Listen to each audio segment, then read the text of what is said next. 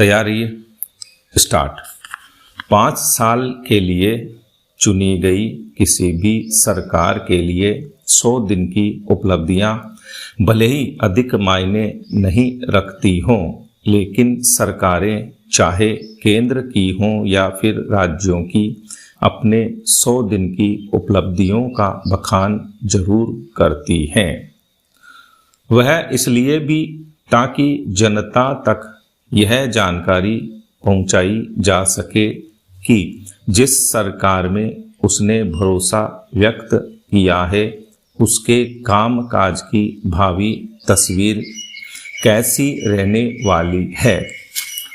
इसी मकसद से नरेंद्र मोदी सरकार ने भी हर कार्यकाल की तरह इस बार भी अपने तीसरे कार्यकाल के पहले 100 दिन के कामकाज का लेखा जोखा जनता के सामने रखा है। सरकार की तरफ से निर्धारित लक्ष्यों को हासिल करने का दावा भी किया गया है। जैसे कि पहले 100 दिन में 15 लाख करोड़ रुपए की योजनाएं शुरू की गई हैं, जिनमें बुनियादी ढांचे के विकास के साथ साथ ऊर्जा क्षेत्र, महिलाओं एवं युवाओं पर विशेष फोकस किया गया है।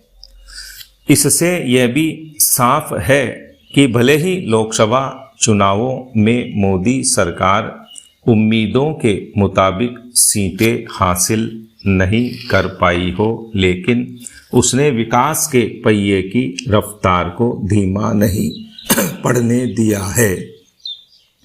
बुनियादी ढांचे के विकास के साथ साथ युवाओं, महिलाओं और दलितों, जनजातियों के उत्थान के लिए इन 100 दिनों में अनेक योजनाओं की शुरुआत भी की गई है। जाहिर है, समय पर योजनाओं की क्रियान्विति के मामले में मोदी सरकार का रिकॉर्ड अच्छा रहा है। तभी शायद जनता ने लगातार तीसरी बार सेवा का अवसर दिया है। लेकिन सिर्फ योजनाओं को शुरू करने मात्र को ही सरकार की उपलब्धियां मान लेना काफ़ी नहीं होगा। दूसरे और भी मुद्दे हैं जो शायद अधिक प्रभाव रखते हैं। सरकार ने 15 लाख करोड़ रुपए की नई योजनाओं की तो जानकारी दी, लेकिन सवाल यह भी अहम है कि इन 100 दिन में युवाओं को रोजगार देने की दिशा में कैसे प्रयास हुए। स्वाभाविक है कि देश की प्रगति के लिए नई नई योजनाएं आवश्यक हैं, लेकिन कश्मीर में सुरक्षा बलों पर हमले की घटनाएं रोकने और मणिपुर में शांति बहाली की दिशा में भी जनता सकारात्मक प्रगति देखना चाहती है। अभी पौने 5 साल के कार्यकाल में मोदी सरकार के पास करने को काफ़ी कुछ है। घोषणा पत्र के वादों को पूरा करने के लिए सरकार के भावी कदमों पर देश की निगाहें रहेंगी। केंद्र सरकार अगले 100 दिन में एक बार फिर कसौटी पर परखी जाने वाली है। योजनाएं लागू होने की रफ्तार के साथ जम्मू कश्मीर, हरियाणा, महाराष्ट्र और झारखंड विधानसभा के चुनाव नतीजे भी तय करेंगे कि सरकार नई दिशा में कैसे आगे बढ़ेगी। सार्वजनिक परिवहन को किसी भी शहर की जीवन रेखा माना जाता है। इसके बावजूद प्रदेश के विभिन्न शहरों में इस क्षेत्र में व्यवस्थित तरीके से काम नहीं हुआ।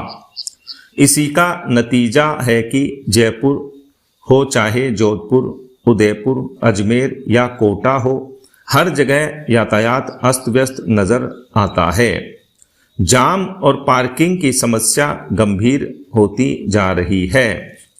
सार्वजनिक परिवहन के साधनों की कमी के कारण निजी वाहन खरीदना लोगों की मजबूरी है, जिससे प्रदूषण के स्तर में भी बढ़ोतरी हो रही है। सार्वजनिक परिवहन को लेकर सरकार इतनी गंभीर है, इसका अनुमान रानी जयपुर की दशा से लगाया जा सकता है। यहाँ लो फ्लोर बसों की संख्या जरूरत के हिसाब से आधी ही है। इन बसों के भी आए दिन खराब होने के कारण हादसे और जाम लगने के मामले सामने आते रहते हैं।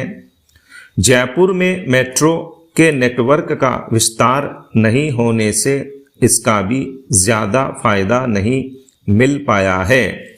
प्रदूषण के बढ़ते स्तर और निजी वाहनों की रेलम पेल के कारण होने वाली परेशानी को देखते हुए सार्वजनिक परिवहन तंत्र को मजबूत करना अनिवार्य बन गया है, लेकिन प्रदेश सरकार इस मामले में गंभीर नजर नहीं आ रही। केंद्र सरकार ने वर्ष 2006 में शहरी विकास मंत्रालय के माध्यम से राष्ट्रीय शहरी परिवहन नीति जारी की थी। इस नीति में 10 लाख से अधिक आबादी वाले सभी शहरों के लिए एकीकृत महानगर परिवहन प्राधिकरण UMTA के गठन का सुझाव दिया गया था। राजधानी जयपुर में भी इस तरह के निकाय को अब तक आकार नहीं दिया गया है।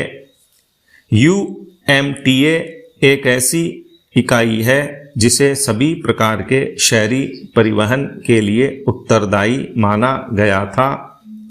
जिन शहरों में मेट्रो रेल परियोजनाओं का क्रियान्वयन हो रहा है, उन्हें शीघ्रता से UMTA स्थापित करने के लिए कहा गया था, लेकिन अब तक यह काम नहीं हो पाया है।